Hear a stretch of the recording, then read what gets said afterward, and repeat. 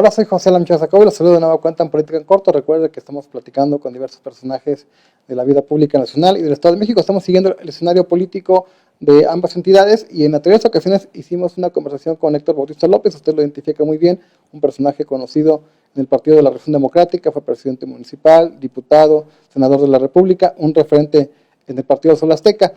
Hola, ¿cómo estás? Gracias por la invitación. Seguramente estuvo al tanto de que hace unos días el gobernador Alfredo del Mazo Maza rindió su segundo informe de gobierno. La mayoría de los partidos políticos han reconocido avances y algunos argumentan que lo que se vive en el tema de seguridad que muchos ciudadanos adolecen es parte de una circunstancia nacional. Hay quienes opinan que no, que es una responsabilidad. ¿Cuál es su punto de vista? Bueno, primero tengo que confesarte que soy oposición y la oposición tiene la obligación de ser muy crítico y al mismo tiempo plantear alternativas.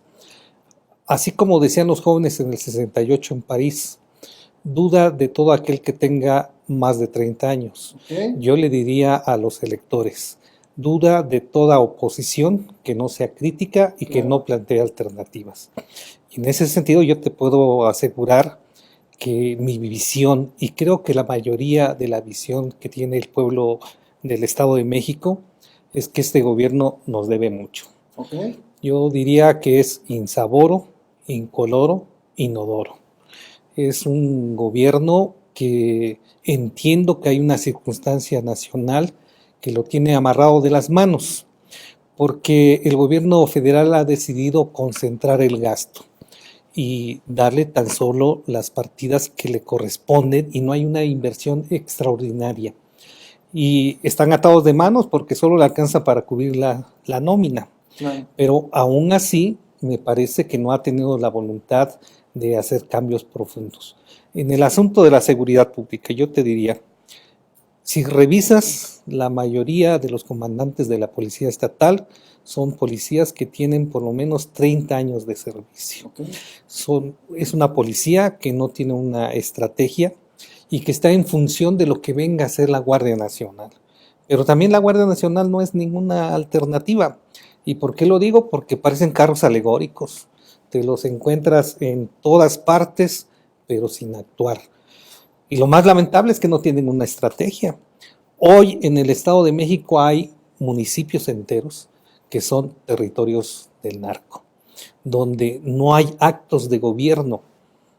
Lo más lamentable es que tampoco hay una política para constituir Estado y constituir instituciones. ¿Por qué lo digo? Porque debía haber una política pública de mayor presupuesto para construir policías estatales, policías municipales y policías estatales. Y no lo hay. Debe haber una política para encaminar el crecimiento económico y dar alternativas económicas. Y no lo hay. Hay en cambio, pues, la entrega de dádivas. Okay.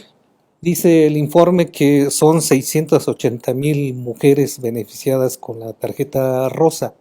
Y también dice que salieron de la pobreza, algo que yo dudo mucho. Hubo antes una agencia de seguridad estatal, la han experimentado con una comisión estatal de seguridad, luego en otro momento le dieron nuevamente al secretario general de gobierno el control de la seguridad. Alfredo del Mazo apostó por quitárselo, por crear nuevamente una secretaría de seguridad, traer una mujer con una carrera dentro de la Policía Federal, y se apostaba que de esta forma pues hubiera menos corrupción, que la señora tomara el control de la seguridad y de que se diseñara una política separada de la general de gobierno que se dedicara a hacer política y que la de que Secretaría de Seguridad atendiera el tema de seguridad, pero ¿qué pasaba? Toda aquella prioridad que no está reflejada en el presupuesto es por orgullo. Okay. Hoy, para ser competitivos a la delincuencia, requieres una policía que esté dispuesta a jugarse la vida por ti, como ciudadano.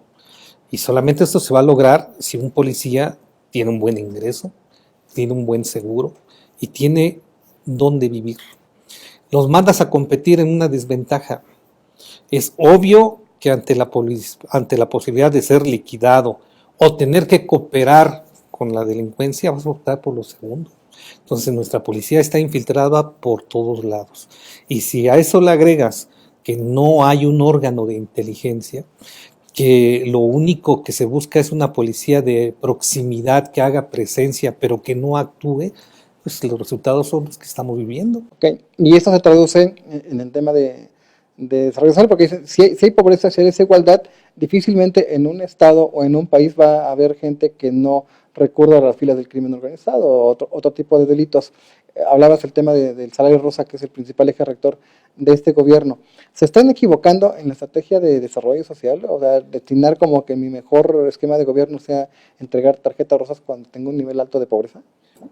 Yo digo que sin duda, ¿qué creo yo que debería estar haciendo el gobierno del Estado?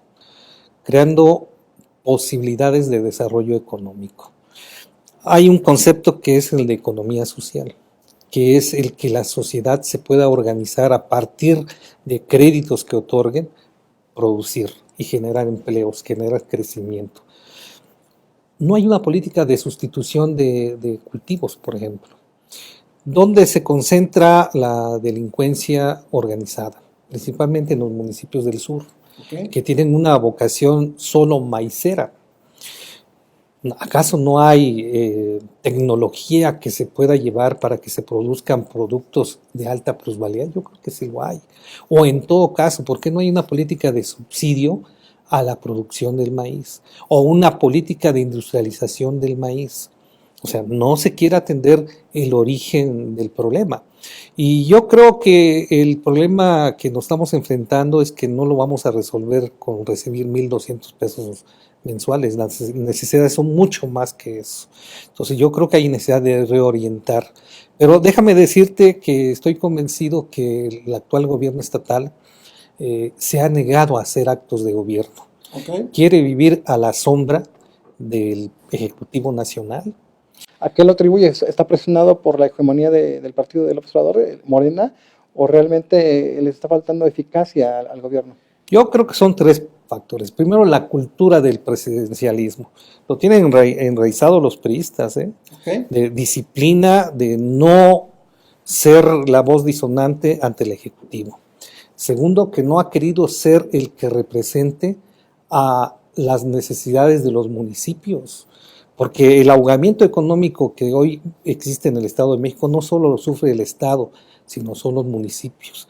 Yo qué esperaría que él asumiera todo el bagaje histórico que representa el PRI y luchara por un verdadero federalismo, que luchara por mayor presupuesto, por una mejor distribución del presupuesto, y no se está haciendo.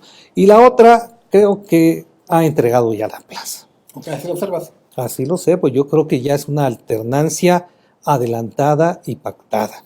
Y me parece que cada vez que se le olvida, le recuerdan a través de filtraciones en los periódicos que tiene una cuenta en Europa o que se le puede relacionar con el asunto de la Casa Blanca y vuelve de nueva cuenta a la inactividad que ya prácticamente nos tiene acostumbrados Alfredo del Mazo. Ante esta perspectiva que tienes de lo que está sucediendo en el Estado, algunos partidos políticos y algunos que tienen infracción importante en el Estado se ven cercanos o no quieren criticar, no señalan, no se pelean ni con el gobierno federal ni con el gobierno del Estado, les preguntas cómo ven el informe y pues te dan un señalamiento pues a medias pero de respaldo. En el caso del PRD, ¿estuvo presente en el informe o qué te platica los miembros de la dirigencia que está en forma del Estado? ¿Los conoces, los presidentes municipales del PRD? ¿Cómo están viendo y cómo se están preparando para que no suceda o realmente si va a haber esta alternancia ya pactada, cuál va a ser el papel del PRD? Me gustaría detallar de quién más es responsabilidad de la situación que estamos viviendo. Sí. Hoy Morena tiene una mayoría en el Congreso. Así es. Morena debiera ser el contrapeso y no solo eso, sino debiera de orientar las políticas públicas que se niega el gobierno del Estado. Por ejemplo, la austeridad. Yo no veo austeridad tan congruente como lo puedes ver en el gobierno federal y eso hay que reconocerlo. No se refleja de esa manera. No se refleja. Bueno, en la Cámara Federal, en la Cámara Local, perdón, se disminuyeron tan solo 300 millones de pesos. Dicen que es el Congreso único en el país que lo redujo. Ah, no, sí, pero están ejerciendo 1,500 millones de pesos anuales. Peor aún, sigue habiendo los vicios de siempre. Sigue habiendo el manejo de materiales, nada más que ahora es discrecional. Hoy a los partidos de oposición se les castiga y solo a los miembros de Morena que se portan bien lo ejercen. Nada más hay que checar el Facebook y verás que parecen Santa Clauses, ¿verdad? A ver, Yo por eso digo que es una transición pactada, arreglada. No te critico, te dejo hacer, pero nosotros llevamos mano en la distribución del presupuesto. Por eso hay municipios muy bien beneficiados y hay otros que no tienen recursos más que para pagar la nómina. Y en este caso, el PRD... Bueno, a ver, el PRD no es un partido hegemónico. Claro. Hay manifestaciones de... diputados. Tiene 3 diputados, pero yo en el sentido de que en el PRD convivimos diferentes visiones. Si hay una inconformidad, ahí está la presidenta municipal de Donato Guerra haciendo manifestaciones para que le toque Fefón, está el propio Armando Portugués en Tultepec, está Huilan, hay otros que se cruzaron de brazos. Supongo yo que en el arreglo interno en la Cámara se han visto beneficiados, pero eso no quiere decir que el PRD como institución, como partido, avale la gestión, hasta donde hemos visto el día de hoy, la gestión de Alfredo del Mazo.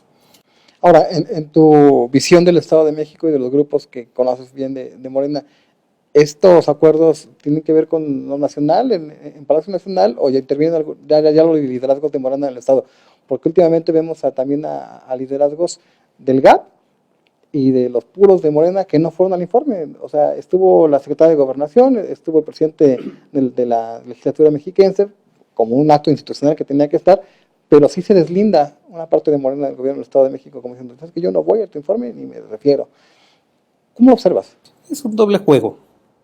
Sin duda hay un acuerdo en todos los niveles de Morena para con el gobierno del Estado, pero pues hay que satisfacer al electorado, hay que dejar claro que Morena en su totalidad no avala lo que se está avalando en los hechos. Okay. Lo que importa son los hechos. ¿Hay simulación de parte de los grupos locales? Sin duda alguna hay simulación y bueno, puede ser que algunos de manera legítima están enojados porque no les ha tocado.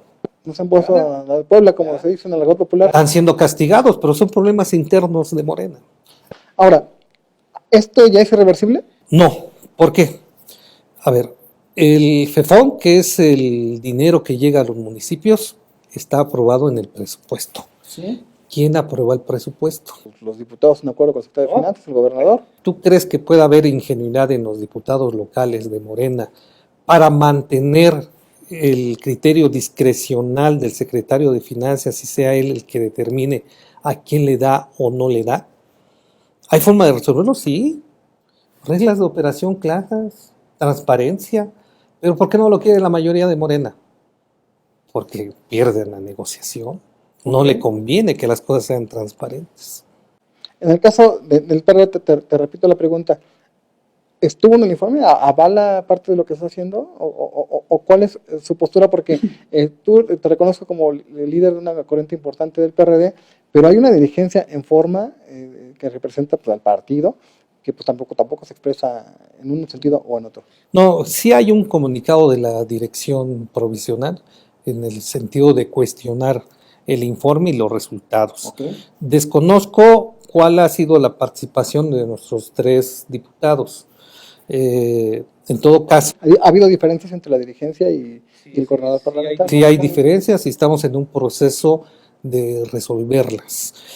No hay que olvidar que el PRD viene de un proceso muy delicado, del resultado electoral que tuvimos en la pasada elección y estamos tratando de sanar las diferencias y bueno, en ese proceso estamos. Okay. Pero eso no quiere decir que una mayoría del partido sí tenga una actitud crítica ante el informe de Alfredo del Mazo. Hablamos entonces de que observas un pacto entre Morena y el PRI. ¿Al PAN cómo lo ves? Porque ellos dicen que sí les alcanza para recuperarse en el 2021 y ya tienen incluso personaje visible, el alcalde de Huixquilucan, Enrique Vargas del Villar, como la promesa para pelear la gobernatura del Estado de México. ¿Ellos participan en el acuerdo o ellos? ¿Cómo los observas? Mira, si tú haces memoria, el PAN siempre ha tenido una acción moderada y siempre le apuesta a cachar votos. Okay. Sabe que la gente hoy se está polarizando entre la mal llamada izquierda que representa Morena y esos insatisfechos están corriéndose a la derecha. Por eso la urgencia y la necesidad de que el electorado vea al PRD como un partido de oposición y como un partido de centro izquierda, que esa es la tarea que estamos tratando de construir. ¿Y les va a alcanzar para el 2021 por lo menos mandar el mensaje de, ¿saben qué? El PRD no estaba muerto, estamos presentes en el Estado de México. Mira, yo veo signos alentadores. Primero, fuimos a un proceso de afiliación, tuvimos 3 meses con una aplicación que nos dio el INE y logramos en todo el país 1.800.000 afiliados. Es decir, tenemos cuerpo, ¿no? En el caso del Estado de México llegamos a los 340.000 afiliados. Eso ya nos da de manera automática un porcentaje de la votación si es que hoy hubiera elecciones. ¿Qué tiene que hacer el PRD? Primero, definirse como oposición, ser crítico ante el ejercicio de gobierno tanto del presidente de la República como del gobernador del Estado de México y hacer propuestas, ofrecer alternativas a los problemas tanto del país como del Estado, y en eso estamos. Luego, la siguiente prueba de fuego es no pelearnos, no dividirnos y postular candidatos, los mejores candidatos y de manera unitaria. Esa será nuestra tarea. Claro. ¿Qué ha cambiado respecto al escenario que planteamos hace algunas semanas, meses, en el sentido de que el PRD iba a tratar de fortalecerse en lo interno, que iba a analizar posibles alianzas más adelante, una vez que se concluyera el tema de la afiliación? Porque seguramente entendemos que hace algunas semanas hubo una reunión del Consejo Nacional del PRD o Congreso Nacional en el que se dijo que la agrupación Futuro 21 pues iba a obtener el registro del PRD. Después se aclaró que pues, no fue así, que es una serie de conversaciones que están llevando a cabo. ¿Qué cambió respecto al escenario que habíamos planteado hace algunas semanas? Que hay más certeza y hay unidad en el PRD. Fuimos a un congreso donde tomamos la decisión de caminar en paralelo, en 2 vías. La primera vía es la transformación profunda del partido, que la vez pasada yo te decía que aspiramos a un partido ya no de clientelas, ya no de masas, sino un partido muy cercano a los ciudadanos, un partido de causas y dispuestos a que el PRD ya no sea un partido de cuotas, sino sea un partido meritorio, que sea dirigente, que sea candidato, el que mejor pueda representar tanto al partido como a los ciudadanos en las cámaras, en los congresos, en la presidencia municipal. Pero también acordamos que de no ser suficiente esos cambios, vamos a seguir explorando la posibilidad de avanzar en la creación de un nuevo partido. ¿De qué perfil? Socialdemócrata y liberal social. ¿De qué va a depender? De que a esta convocatoria lleguen muchos ciudadanos, de que lleguen intelectuales, artistas, gente con mucha representación de la sociedad y que estén dispuestos a sumar esfuerzos con la izquierda partidaria que representa el PRD y juntos podamos construir un partido de mayor envergadura. Estamos transitando en los 2 caminos. ¿Esos escenarios alcanzan para que se pudieran alcanzar antes de los comicios intermedios de los 21? ¿O consideras que para el 21 es claro que el PRD participaría como PRD y quizá, pues no sé, sin alianza de otros partidos políticos? Nos estamos preparando para los 2 escenarios. En el caso de que no nos diera el tiempo de dar el salto, tendremos que participar como PRD. Eso no niega la posibilidad de ir en coalición, principalmente en lo local, en la lucha por las presidencias municipales, por ejemplo. en lo local. Pero en lo federal tenemos la obligación de refrendar nuestro registro electoral y de reafirmar nuestro electorado. Entonces en lo federal tendríamos que ir solos. Y en algunos casos específicos, si es que hubiera las condiciones para hacerlo, tendríamos que ir en unidad para dar la pelea fuerte por presidir algunos municipios. La presencia del PRD en el Estado de México cambió. Antes se decía que su bastión político era Nesa, llegaron a tener presencia en el sur del Estado de México. ¿Dónde están hoy los PRDistas que pudieran ser la esperanza para el partido en el Estado? Yo veo que la tradición no se pierde. Quien le va a las Chivas le sigue yendo a las Chivas y a la América igual. El PRD sigue manteniendo su presencia. No es suficiente, tendremos que hacer un trabajo profundo, serio, responsable para recuperar nuestro electorado. Y bueno, la distribución sigue siendo la misma, el oriente, el sur, pero también no hay que olvidar que en el Valle de Toluca, en la pasada elección a la gobernatura, tuvimos una presencia importante que vamos a seguir cultivando. ¿Cuál es tu visión de NESA en este momento? ¿Han cambiado los escenarios políticos? Gente que estaba en el PRD ya no está. Recientemente, pues el caso más emblemático es el de Juan Cepeda. Yo creo que te lo preguntan en cada entrevista que te sientas. ¿Cómo observas el escenario de NESA? Mira, primero, sin duda, habría que aceptarlo con humildad. Toda salida resta. No solo se va un personaje emblemático para NESA y para el Estado de México, que es Juan Cepeda, pero también lo que pesa es la salida del actual alcalde que llega a esta posición gracias al PRD, Juan Hugo de la Rosa. Pero yo también creo y estoy convencido que esa máxima que en política los espacios se llenan se ha cumplido. Hoy hay 340,000 nuevos afiliados al PRD, que el 80% de ellos, por cierto, no habían militado nunca en el PRD, solo el 20%. Es una oportunidad para jóvenes, para adultos que habían encontrado los canales del PRD cerrados. Hoy hay nuevos liderazgos, hay una sustitución de liderazgos. Y en el caso específico del PRD, yo creo que va a ser muy difícil que la gente olvide que mucho de lo que es hoy Nezahualcóyotl, que si lo comparan con el desarrollo de otros municipios vecinos, verán que la distancia es considerable, es producto de los gobiernos del PRD, de sus políticas públicas.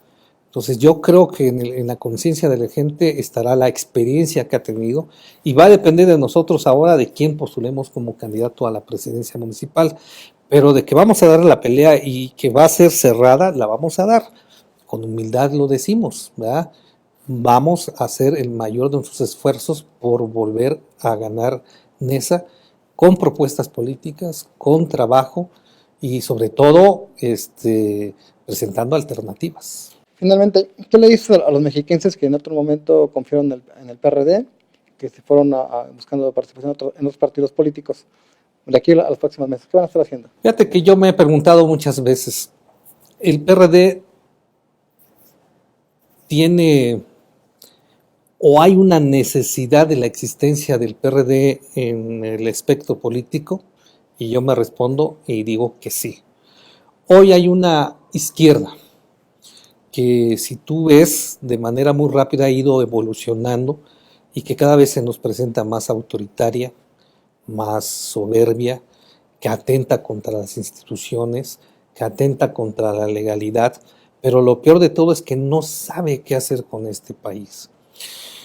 La izquierda que yo represento, su tarea fundamental debiera de ser reconstruir el Estado de Derecho y de bienestar, orientar la mayoría de los recursos a garantizarle a la gente los servicios de salud, de educación, de pensiones y la creación de empleos, de dinamizar la economía. ¿Y qué tienes del otro lado? Bueno, tienes la construcción, yo digo así, de un Estado dadivoso que te da dinero a través de las tarjetas, que esa acción lo que está haciendo es un crecimiento mediocre de la economía y lo que está propiciando es que hoy muchos que antes no pagaban impuestos van a tener que pagar impuestos y los que debieran pagar impuestos, como son los grandes empresarios, van a ser como que pagan y no pagan. Pero lo peor de todo es que va a estancar la economía ese modelo económico. Entonces, creo que el PRD tiene muchas posibilidades de ser viable electoralmente y va a depender de lo que hagan la militancia. Ok, pues muchas gracias por la conversación. No, pues yo te agradezco mucho. Y los invito a que nos sigan acompañando en Política en Corto. Hasta la próxima.